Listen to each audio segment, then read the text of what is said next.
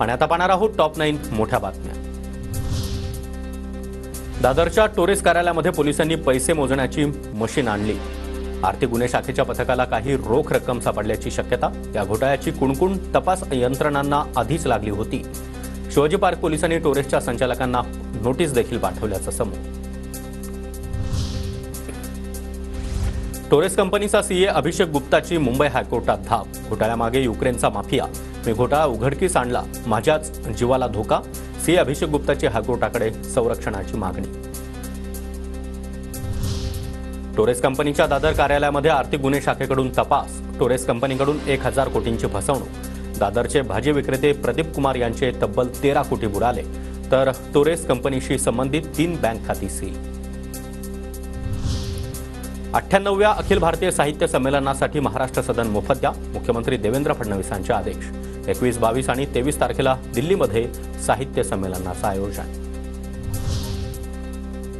ठाण्यामध्ये उपमुख्यमंत्री एकनाथ शिंदे यांच्या उपस्थितीमध्ये शिवसेनेमध्ये पक्षप्रवेश। संभाजीनगरमधील ठाकरे गटाच्या पदाधिकाऱ्यांचा शिवसेनेमध्ये प्रवेश, तर ठाणे, भिवंडी, शहापूर, पालघरमधील जिल्हा प्रमुख, नगरसेवक, जिल्हा परिषद सदस्य त्याचबरोबर इतर पदाधिकारी देखील शिंदे गटात दाखल। पुण्यामध्ये वरिष्ठ पोलीस अधिकारी कमी पडतायत। पोलिसांनी आमच्या आवाक्यामध्ये नसल्याचं सांगावं, नवीन अधिकारी नियुक्ती करतो। वाढत्या गुन्हेगारीवरून अजित पवारांकडून पोलीस आयुक्त बदलण्याचे संकेत।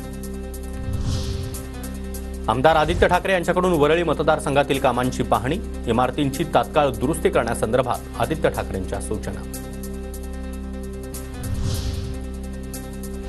काँग्रेस आणि आम आदमी पक्ष एकत्र लढल्यास आनंद झाला असता। दिल्लीमध्ये कुणाला पाठिंबा द्यायचा चर्चा सुरू।